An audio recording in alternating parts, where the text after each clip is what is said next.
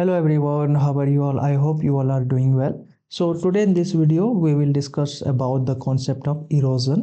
और ये जो कॉन्सेप्ट इरोजन का होगा ना, ये बेसिकली हम लोग W.M. डेविस का कॉन्सेप्ट पढ़ेंगे, जिन्होंने एक कॉन्सेप्ट दिया था साइकिल ऑफ इरोजन के नाम से। और ये कॉन्सेप्ट बेसिकली जियोमॉर्फोलॉजी में हम लोग पढ़ते हैं। सो आज हम लोग जियोमॉर्फोलॉजी का the concept of cycle of erosion के बारे में पढ़ेंगे, जो कि प्रोपाउंड किया था W.M. डेविस ने। So without wasting our time let's start this video. So basically ये जो साइकिल ऑफ इरोजन का जो कॉन्सेप्ट है, ये बेसिकली साइक्लिक कॉन्सेप्ट के ऊपर बेस्ड है। और ये जो साइक्लिक कॉन्सेप्ट है ना, सबसे पहले एक जियोलॉजिस्ट थे, स्कॉटिश जियोलॉजिस्ट थे, जिनका नाम था जेम्स हटन। इन्होंने ही सबसे पहले साइक्लिक कॉन्सेप्ट दिया था in the geographical field. So in the year of 1785 he propounded the concept of cyclic nature of the earth history। so basically इनका कंसिडरेशन ये था कि जितने भी सारे अर्थ में लैंडफॉर्म है, that all are the result of the cyclic nature. और इन्होंने अर्थ हिस्ट्री को बेसिकली एक साइकिल के तौर पे देखा था। सो इन्होंने और एक कॉन्सेप्ट दिया था। इन्होंने 1785 के बाद उन्होंने और एक कॉन्सेप्ट दिया था, वो था बेसिकली यूनिफॉर्मिटेरियनिज्म। ये कॉन्सेप्ट में बेसिकली क्या होता है ना, कि जो जियोमॉर्फोलॉजिस्ट या जियोलॉजिस्ट थे, वो ये मानते हैं कि जो अर्थ का ओरिजिन होता है वो कैटास्ट्रॉफिक वे में होता है, यानी कि सडन इवॉल्व होता है। और बेसिकली ये और एक चीज़, ये कॉन्सेप्ट का इम्पोर्टेंट बात है कि ये जितने भी सारे ये जियोलॉजिस्ट या फिर जियोमॉर्फोलॉजिस्ट जो भी इस कॉन्सेप्ट को मानते थे उस दौर में, उस टाइम पीरियड में, उनका ये था कि जितने भी सारे फिजिकल प्रोसेसेस है या फिर जितने भी सारे फिजिकल फेनोमेना है that occur on the earth surface, वो बेसिकली वो क्या कब तक चलेगा, throughout their geological time, वो तब तक चलेगा जब तक हमारा अर्थ का डिस्ट्रक्शन नहीं हो जाए।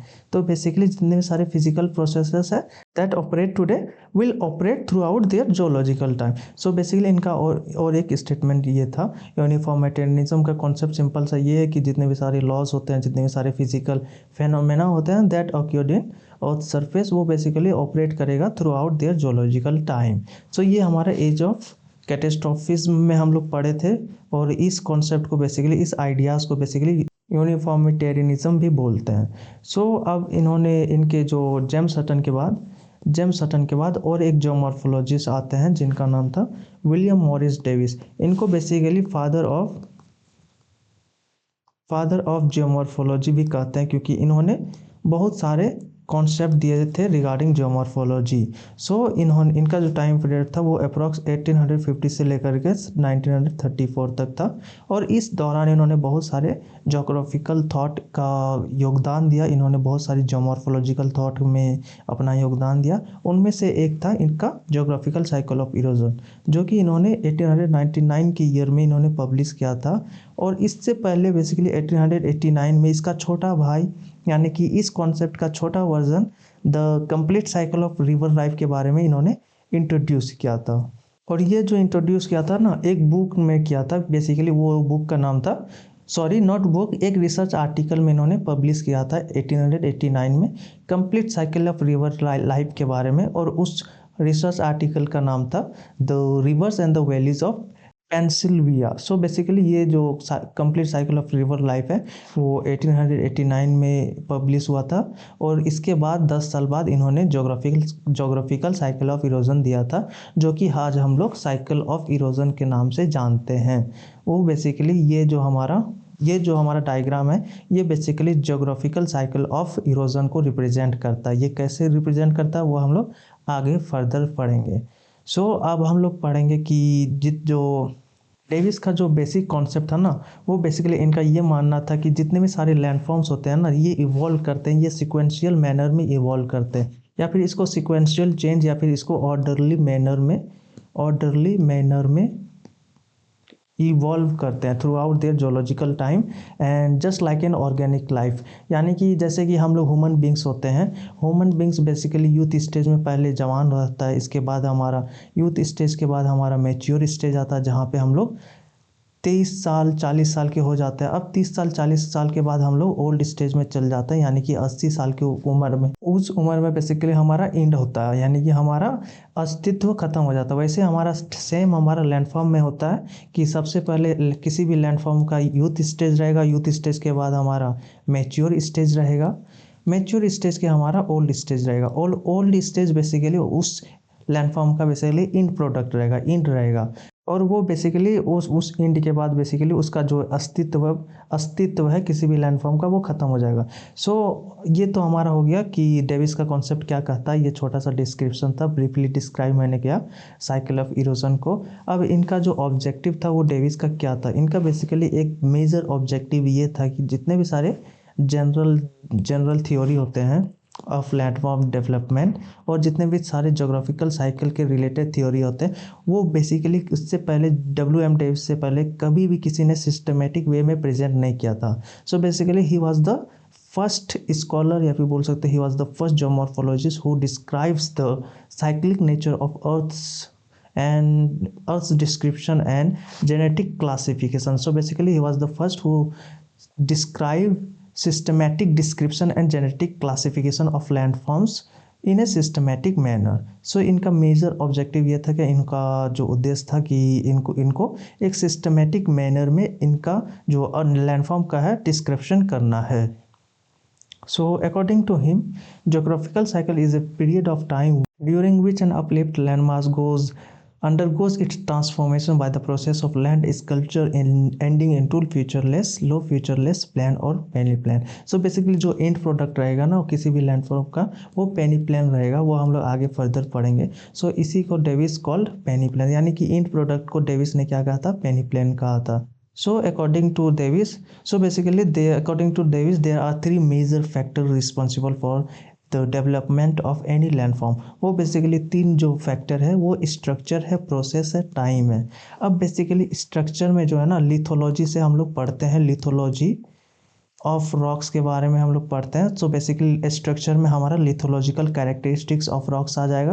प्रोसेस में हमारा बेसिकली जितने भी सारे endogenetic as well as exogenetic processes होते हैं वो बेसिकली हेल्प करते हैं लैंडफॉर्म्स डेवलपमेंट में।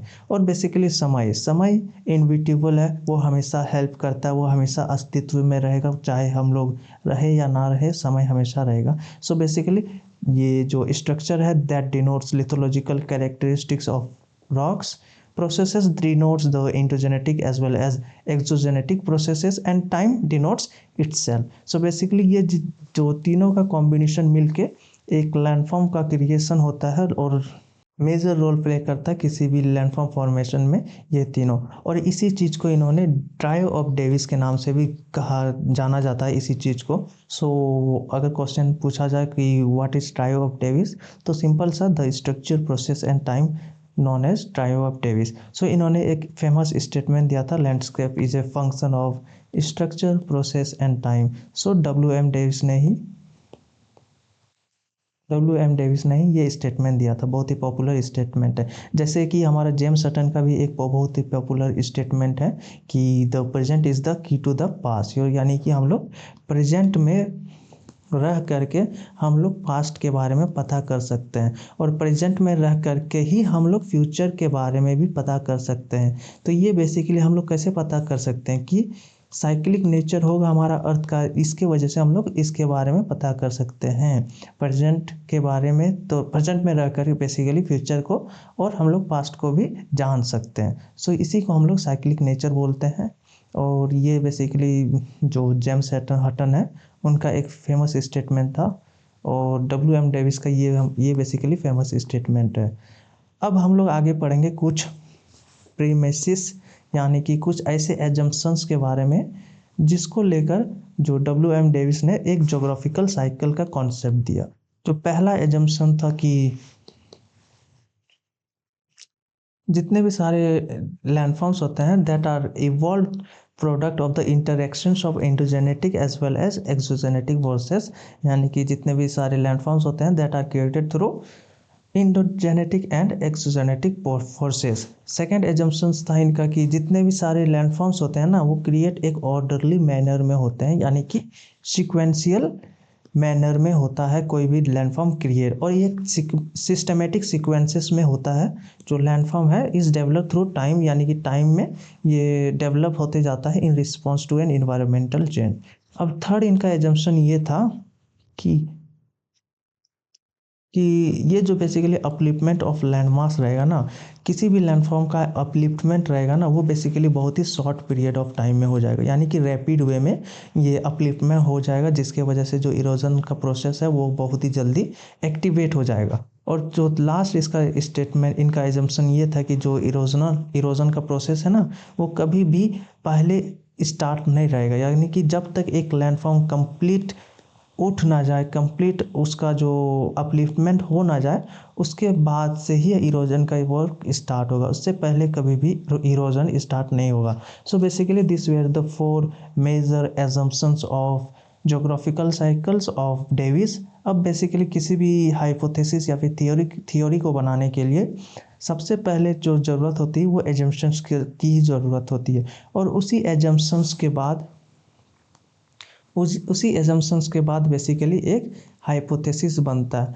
और वो बेसिकली अगर हाइपोथेसिस साइंटिफिकली प्रूवन हो जाए तो उस हाइपोथेसिस को बेसिकली हम लोग थियोरी बोलते हैं। सो बेसिकली ये हमारा सिस्टम होता है, पहले एजम्पशंस लिया जाता है, इसके बाद हाइपोथेसिस बनता है। उस हाइपोथेसिस को अगर सिस्टमेटिकली कोई स्कॉलर या ज्योमॉर्फोलॉजिस्ट प्रूव कर दे तो उस प्रूवन हाइपोथेसिस को हम लोग थियोरी बोलते हैं।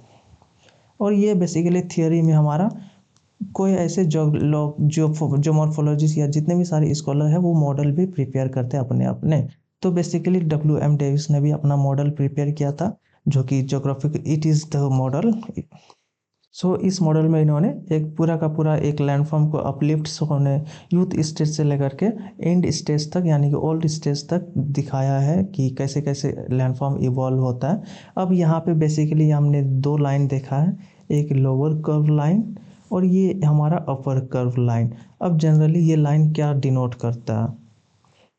सो अपर कर्व लाइन है ना, ये basically highest peak of mountain denote करता है या फिर highest peak of valley denote करता है। और ये जो लोअर लाइन है ना, लोअर कर्व लाइन, ये बेसिकली एक वैली के फ्लोर को डिनोट कर रहा है, यानी कि जो जहाँ पे पानी बहता है वैली के फ्लोर में सबसे नीचे, उसको डिनोट कर रहा है। सो आई होप कि समझ में आ गया होगा। Upper curve means highest peak of any valley या फिर माउंटेन, और लोअर बेसिकली क्या होता है, किसी भी फ्लोर को दर्शाता है, माउंटेनियस फ्लोर को दर्शाता है। सो अब होता है क्या है, चलिए हम लोग आगे पढ़ते हैं। सो जनरली क्या होता है कि कोई भी लैंडफॉर्म में सबसे पहले अपलिफ्ट होगा। अब ये जो स्टेज है ना, ये इस स्टेज को बेसिकली, इसमें जो रेट ऑफ इरोजन होगा ना वो टोटल एब्सेंट रहेगा, ठीक। अब यहाँ इस स्टेज के बाद basically rate of erosion start होगा, और यहाँ से इरोड होते वर्टिकल इरोजन होगा, जिसके थ्रू जो वैली है वो भी से वैली में बदल जाएगा। फिर ये वर्टिकल इरोजन डीप होते जाएगा। फिर लास्ट में जब मैच्योर स्टेज आएगा, बेसिकली जो वर्टिकल इरोजन जो वी शेप रहेगा वो यू शेप बन जाएगा, और यू शेप बनने के लास्ट में जब हमारा ओल्ड स्टेज आ जाएगा, वो बेसिकली एक पेनिप्लेन, एक प्लेन के क्षेत्र में ट्रांसफॉर्म हो जाएगा। सो अब आगे हम लोग यही पढ़ेंगे कि कैसे ट्रांसफॉर्म होता है, क्या क्या प्रोसेसेस एक्ट करते हैं ये यूथ स्टेज में, ये मैच्योर स्टेज में, ये ओल्ड स्टेज में। So let's discuss further more in detail. So पहला हमारा यूथ स्टेज है। यूथ स्टेज बेसिकली, मैं इरेज कर देता हूँ पहले ताकि इजीली आप समझ पाऊँ। तो यूथ स्टेज में बेसिकली ये जो स्टेज है हमारा, यहाँ से लेकर के यहाँ इस स्टेज तक हमारा ये जो है यूथ स्टेज है। अब यूथ स्टेज में क्या क्या होता है कि सबसे पहले हमारा इरोजन स्टार्ट्स होता है after the completion of upliftment of the land mass, यानी कि हमारा इरोजन डेनुडेशन का प्रोसेस वो स्टार्ट हो जाता है। और बेसिकली जो टॉप सरफेस और वाटर डिवाइस रहता है ना, are not affected by erosion, यानी कि जो अपर कर्व लाइन है, ये जो अपर कर्व लाइन है यानी कि टॉप सरफेस है हमारा वैली का या माउंटेन का, वो बेसिकली इरोजन उसमें नहीं होता। और जो या इसमें जो इरोजन होता है ना, वो बेसिकली हमारा मैच्योर स्टेज में होता है। जो ये अपर कर्व लाइन है उसमें बेसिकली जो मैच्योर स्टेज में उसमें इरोजन होता है, उससे पहले इरोजन यूथ स्टेज में नहीं होता। उस अपर कर्व लैंडफॉर्म का। सो बेसिकली वो इफेक्ट नहीं कर पाता, इरोजन वहाँ पे एब्सेंट रहता है। और because the rivers are small, अब बेसिकली इसलिए इसीलिए एब्सेंट रहता है क्योंकि जो रिवर रहता है वो बहुत ही छोटा रहता है और वाइडली स्पेस रहता है। अब से थर्ड क्या होता है कि बिकॉज ऑफ स्टीप स्लो, अब जनरली देखोगे इस रीजन में बेसिकली बहुत ही ज़्यादा स्टीप स्लोप रहेगा। अब स्टीप स्लोप होने की वजह से जो वाटर का वेलोसिटी है ना वो बहुत ही ज़्यादा ज़्यादा रहेगा, वाटर का जो वेलोसिटी है ना वो बहुत ही ज़्यादा ज़्यादा रहेगा, और ट्रांसपोर्टेशन जो कैपेसिटी है ना वो भी बहुत ही ज़्यादा रहेगा। अब ये दोनों ज़्यादा होने के कारण से जो इरोजन का जो प्रोसेस है ना वो भी बहुत ही ज़्यादा रहेगा। अब इरोजन भी एक ही टाइप का इरोजन होता है यहाँ पे, वो होता है वर्टिकल इरोजन होता है। वर्टिकल यानी कि डाउनवर्ड इरोजन होता है, यानी कि वी शेप वैली फॉर्म होता है। अब वी शेप वैली में भी कैनन्स और गॉर्जेस टाइप का दो टाइप का रहता है, और वो दोनों में से कोई भी टाइप का लैंडफॉर्म फॉर्म होता है। सो यहाँ पे वर्टिकल इरोजन होता है। इसके बाद वेलोसिटी यहाँ पे सब वाटर का बहुत ही ज़्यादा रहता है। और हाँ, वेलोसिटी होने के साथ साथ जो काइनेटिक एनर्जी रहता है ना वो बहुत ही ज़्यादा रहता है, जो ट्रांसपोर्टेशन कैपेसिटी रहता है वो भी बहुत ही ज़्यादा रहता है, जिसके वजह से जो वर्टिकल इरोजन है ना वो बहुत ही रैपिड वे में होता है यूथ स्टेज में। और जो वर्टिकल इरोजन है ना उसी को हम लोग पोर्ट होल ड्रिलिंग बोलते हैं। अब समझा देता हूँ, यहाँ पे मान लो एक माउंटेन है, और यहाँ पे बेसिकली यहाँ पे जो वर्टिकल इरोजन हो रहा है, अब ये जो वर्टिकल इरोजन हो रहा है ना ये गड्ढा लाइक स्ट्रक्चर बन जाएगा। इसी को हम लोग वी शेप्ड वैली बोलते हैं, और इसी को हम लोग पोर्ट होल ड्रिलिंग भी बोलते हैं। So due to increase in the velocity, यानी कि जब वेलोसिटी बढ़ेगा काइनेटिक एनर्जी भी बढ़ेगा ऑफ रनिंग वाटर। अब देर इज ऑल्सो इंक्रीज, अब जब काइनेटिक एनर्जी बढ़ेगा ना तो बेसिकली ट्रांसपोर्टेशन कैपेसिटी जो कैरिंग कैपेसिटी रहेगा ना वो भी बढ़ेगा, और उसके वजह से जो वैली इंसिशन होगा, यानी कि जो वैली डीप रहेगा यानी कि गड्ढा होगा, उसी गड्ढा को हम लोग पोर्ट होल ड्रिलिंग बोलते हैं। सो ये हमारा टोटल का टोटल यूथ स्टेज में ये जितने भी सारे प्रोसेसेस हैं वो एक्ट करते हैं। अब सेकेंड स्टेज हमारा आता है मैच्योर स्टेज। अब इस स्टेज में बेसिकली क्या क्या होता है हम लोग देखते हैं। सबसे पहले ये हमारा अपर कर्व है, अपर कर्व में सबसे पहले इरोजन स्टार्ट होने लगता है। इरोजन बेसिकली डेनुडेशन के थ्रू स्टार्ट होता है, और ये जो रिलेटिव हाइट है ना, यानी कि यहाँ से यहाँ जो रिलेटिव हाइट है ना ये बेसिकली हमेशा बढ़ते जाता है। बढ़ते क्यों जाता है, क्योंकि ये इस अपर कर्व में ना इरोजन बहुत ही कम रेट से होता है, और नीचे में ना बेसिकली बहुत ही ज़्यादा रेट से इरोजन होता है, जिसके वजह से ये जो रिलेटिव हाइट है ना, जो distance between UC and LC, ये बेसिकली बहुत ही ज़्यादा रहता है। अब हम लोग कुछ डिस्क्रिप्टिव मैनर में हम लोग पढ़ते हैं। So the mature stage is marked by lateral erosion. अब बेसिकली यहाँ पे जो हो रहा था ना वो वर्टिकल इरोजन हो रहा था। अब मैच्योर स्टेज में क्या होगा कि वर्टिकल इरोजन नहीं होगा, वर्टिकल इरोजन होगा तो बहुत ही कम होगा। अब वर्टिकल इरोजन के साथ ही साथ इसमें जो वाइट इरोजन लेटरल इरोजन भी होगा, यानी कि साइडवेज इरोजन भी होगा। और हो सकता है कि वर्टिकल इरोजन टोटली एब्सेंट है, वो डिपेंड करता है स्लोप के, जो जो स्लोप कैसा है उसके ऊपर डिपेंड करता है। सो यहाँ पे लेटरल इरोजन होगा, यानी कि साइडवेज इरोजन इस टाइप का इरोजन होगा, जिससे क्या होगा कि जो वैली रहेगा ना वो वैली वाइड होते जाएगा। सबसे पहले हमारा यूथ स्टेज में जो वैली था ना वो डीप होता जा रहा था। अब सेकेंड में हमारा जो मैच्योर स्टेज है ना इसमें बेसिकली वैली वाइड होते जाएगा, एंड ये basically well integrated drainage network form करेगा, यानी कि अगर वैली चौड़ा रहेगा तो डिफरेंट डिफरेंट ट्रिब्यूटरी से हमारा वाटर फॉल करेगा एक वैली में। सो यहाँ पे लेटरल इरोजन रहता है, और बेसिकली यहाँ पे जो वैली है ब्रॉड हो जाता है। सो vertical is slow down. So basically vertical erosion जैसे कि मैंने पहले बताया, वर्टिकल इरोजन स्लो डाउन हो जाता है, और जो लेटरल इरोजन होता है वो बेसिकली स्टार्ट हो जाता है। And that lateral erosion leads to the valley widening, यानी कि जो वैली का चौड़ा होना ये डिपेंड करता है कितना जो लेटरल इरोजन किस रेट से हो रहा है। So the marked reduction in the valley deepening, यानी कि वर्टिकल इरोजन या फिर वैली इंसिशन जिसको बोलते हैं, is because of substantial decrease in the channel grade. अब बेसिकली मैंने बताया अभी जस्ट कि जो वैली डिपेनिंग यानी कि पोर्ट होल ड्रिलिंग जितने भी सारे हो रहे थे वो चैनल ग्रेडियंट्स यानी कि जो स्टीप स्लोप होने की वजह से हो रहा है। अगर यही बेसिकली जो स्लोप है वो जेंटल हो जाएगा, यानी कि ऐसे जो स्लोप रहेगा यहाँ पे वर्टिकल इरोजन सबसे ज़्यादा रहेगा। अब बेसिकली अगर स्लोप इस टाइप का बन जाए तो यहाँ पे बेसिकली वर्टिकल इरोजन पॉसिबल ही नहीं है, बहुत ही कम रेट से पॉसिबल है या फिर ना के बराबर पॉसिबल है, जिसके वजह से बेसिकली यहाँ पे क्या होता है, साइडवेज इरोजन होता है। और साइडवेज इरोजन होने के जरिए जितने बहुत सारे ट्रिब्यूटरीज फॉर्म करते हैं, और जो वैली का जो वाइडनिंग होता है, लेंथ होता है, ब्रॉड विथ होता है बेसिकली, वो बेसिकली बहुत ही ज़्यादा हो जाता है। और यहाँ पे जो वेलोसिटी है वो भी बहुत ही ज़्यादा कम हो जाता है, और साथ ही साथ ट्रांसपोर्टेशन कैपेसिटी है ना, वो भी बेसिकली अफेक्ट करता है, और वो भी बेसिकली कम हो जाता है। अब हमारा लास्ट स्टेज आता है ओल्ड स्टेज। अब ओल्ड स्टेज में क्या होता है, ये बेसिकली यहाँ से लेकर के हमारा ओल्ड स्टेज है, यहाँ पे लेटरल इरोजन भी होता है। अब बेसिकली यहाँ जो टोटल एब्सेंस हो जाएगा वर्टिकल इरोजन का।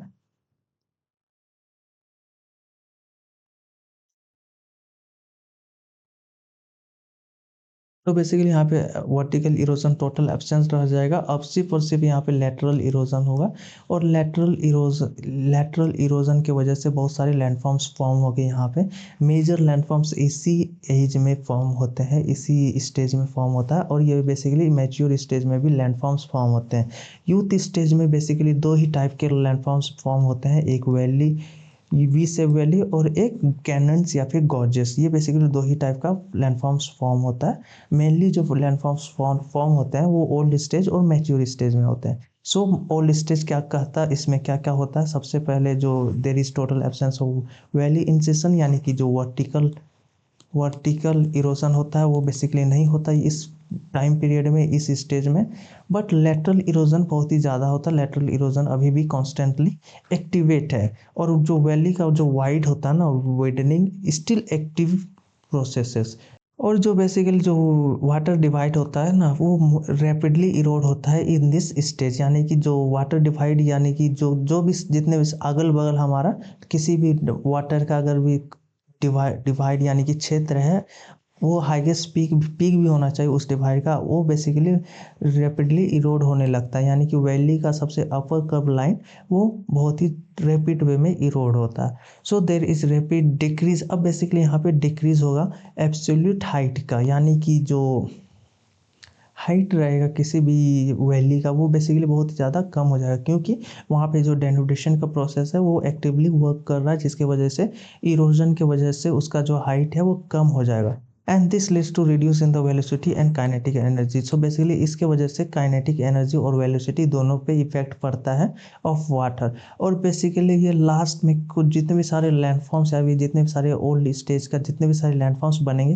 वो मोनाड नॉक बनेगा और पेनी प्लेन बनेगा। मोनाड नॉक बेसिकली रेसिडुअल हिल को बोलते हैं, रेसिडुअल हिल या फिर छोटे छोटे माउंट्स को बोलते हैं। और पेनी प्लेन बेसिकली एक फ्लड प्लेन एरिया बनता है, फ्लड प्लेन एरिया जनरली बनता है। सो ये हमारा एंड प्रोडक्ट हो जाता है किसी भी नहीं, सिर्फ WM डेविस का जो कॉन्सेप्ट है उसका जो एंड प्रोडक्ट है वो बेसिकली पेनी प्लेन है और मोनाड नॉक है। So this were the monadnock का स्ट्रक्चर बेसिकली मैं बता दे रहा हूँ, कुछ इस टाइप का स्ट्रक्चर रहेगा, छोटे छोटे माउंट रहेंगे, छोटे छोटे रेसिडुअल हिल रहेगा, और जो लास्ट में बनेगा वो बेसिकली पेनी प्लेन बनेगा।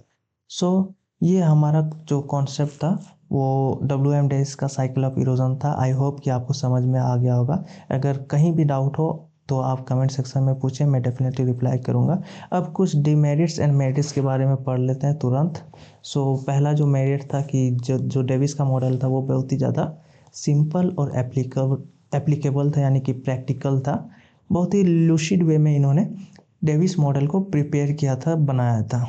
सेकंड जो इसका मेरिट हो जाएगा कि इन्होंने डिटेल डिस्क्रिप्शन बताया था, और इन्होंने केयरफुल फील्ड ऑब्जर्वेशन के थ्रू इन्होंने एक मॉडल प्रिपेयर किया था। ये बहुत ही अच्छी बात है कि इन्होंने केयरफुल फील्ड ऑब्जर्वेशन के थ्रू ये मॉडल बनाया था। यानी कि कोई ऐसे स्कॉलर भी या फिर जो मॉर्फोलॉजिस्ट रहते हैं जो कि फील्ड ऑब्जर्व नहीं करते हैं, वो सिर्फ थियोरेटिकल जो मॉडल बनाते हैं, केयरफुल ऑब्जर्वेशन नहीं करते हैं किसी भी हाइपोथेसिस या थ्योरी को बनाने से पहले। बट WM डेविस ने ऐसा नहीं किया, इन्होंने केयरफुल ऑब्जर्वेशन किया, और इन्होंने एक साइकिल ऑफ इरोजन को के कॉन्सेप्ट को इन्होंने ओरिजिन या फिर फॉर्म किया। अब थर्ड इनका ये है कि जितने भी सारे general theory of landform development था वो बेसिकली बहुत ही दिनों के बाद डब्ल्यू एम डेविस ने दिया था। उससे पहले बेसिकली हटन्स का cyclic nature of earth history चल रहा था। उसके बहुत दिनों के बाद इन्होंने एक साइकिल ऑफ इरोजन के नाम पे एक लैंडफॉर्म इवोल्यूशन थ्योरी दिया था, यानी कि बहुत दिन के बाद इन्होंने एक स्टेटमेंट एक थ्योरी दिया। और चौथा इसका मेरिट ये हो जाता है कि जितने भी सारे प्रिडिक्शन होते हैं जो लैंडफॉर्म से रिवॉल्यूशन के थ्रू हम लोग प्रिडिक्ट कर सकते हैं कि किसी भी लैंडफॉर्म का जो पास्ट है वो कैसा रहा होगा, या फिर किसी भी लैंडफॉर्म का जो फ्यूचर है वो कैसा होने वाला है। इस थियरी के, इस हाइपोथेसिस के, इस मॉडल के ज़रिए हम लोग पता कर सकते हैं। तो ये हमारा कुछ मेरिट्स हो जाता है डेविस का मॉडल का। अब ऐसा नहीं कि सिर्फ मेरिट्स है, इसके कुछ डिमेरिट्स हैं जिसके वजह से डिफरेंट डिफरेंट स्कॉलर्स ने अपना अपना साइकिल ऑफ इरोजन का कॉन्सेप्ट दिया। जो पहला जो डिमेरिट हो जाता है कि जो अपलिफ्टमेंट है ना वो बेसिकली इनके अकॉर्डिंग जो ना कि जो जितने भी सारे अपलिफ्टमेंट हो जाते हैं उसके बाद से हमारा इरोजन स्टार्ट होता है। बट बहुत सारे स्कॉलर ये मानते थे कि ऐसा नहीं है, इरोजन पहले से ही स्टार्ट होता है, बस अपलिफ्टमेंट होने की वजह से वो दिखता नहीं। So he has describe rapid rate. अब बेसिकली और एक है कि इन्होंने रैपिड रेट ऑफ अपलिफ्टमेंट बताया कि था बहुत ही जल्दी किसी भी लैंडफॉर्म का अपलिफ्टमेंट होता है, जो कि बहुत ही शॉर्ट ड्यूरेशन के टाइम पीरियड में ये अपलिफ्टमेंट होता है। बट ऐसा नहीं है। जो प्लेट टेक्टोनिक मूवमेंट है वो बेसिकली मिलियंस या फिर थाउजेंड्स ऑफ ईयर्स लग जाते हैं किसी भी लैंडफॉर्म को अपलिफ्ट होने के लिए। ये भी बेसिकली एक डिमेरिट्स है। थर्ड सेकेंड जो है बेसिकली इन्होंने इरेनियस कॉन्सेप्ट के बारे में बताया था, यानी कि जितने भी सारे अपलिफ्टमेंट के थियोरीज थे वो बेसिकली गलत थे इनके कॉन्सेप्ट में। थर्ड जो है इन्होंने कहा था कि जो इस किसी भी लैंडफॉर्म का जो फॉर्मेशन है उसके लिए बेसिकली क्रिस्टल स्टेबिलिटी का होना बहुत ही ज़रूरी है। बट ऐसा नहीं है, जो क्रिस्टल स्टेबिलिटी कभी भी हमारे अर्थ सरफेस पे नहीं रहता है कि क्योंकि जितने भी सारे प्लेट्स हैं वो बेसिकली मूव करते रहता है। वो बेसिक जैसे कि हम लोग जान सकते हैं कि हमारा इंडियन कॉन्टिनेंट का प्लेट्स बेसिकली वो हमेशा मूव हो रहा है, और मूव होने की वजह से हमारा फोल्ड माउंटेन बन रहा है। अब किस टाइप का हमारा फोल्ड माउंटेन और कौन सा फोल्ड माउंटेन बन रहा है वो आप लोग हमें कमेंट में बताइए कि हमारे इंडियन प्लेट के चलते कौन सा हमारा माउंटेन बन रहा है। सो बेसिकली इनके अकॉर्डिंग जो क्रिस्टल स्टेबिलिटी वो स्टेबल होना चाहिए, बट ऐसा नहीं है। सो इसके बेसिस पे बेसिकली इस थियरी को क्रिटिसाइज़ किया गया था। और चौथा जो है कि इनके बहुत ही ज़्यादा जो दुश्मन बोल सकते हैं वो थे वॉल्टर पैंक। ये बेसिकली इनका जो डेविजियन मॉडल का कॉन्सेप्ट जो था इनमें इन्होंने टाइम डिपेंडेंट बहुत ही ज़्यादा बोल दिया था कि इनका मानना था कि all the landforms are directly depend on time. So basically Penck का ऐसा कंसिडरेशन नहीं था कि इनका कंसिडरेशन ये था कि they all the landforms are independent of time, यानी कि कोई भी लैंडफॉर्म्स अपलिफ्ट होने के लिए उसको समय की ज़रूरत नहीं है। यानी कि ये जो अपलिफ्टमेंट होता है ये बहुत ही स्लो प्रोसेस होता है।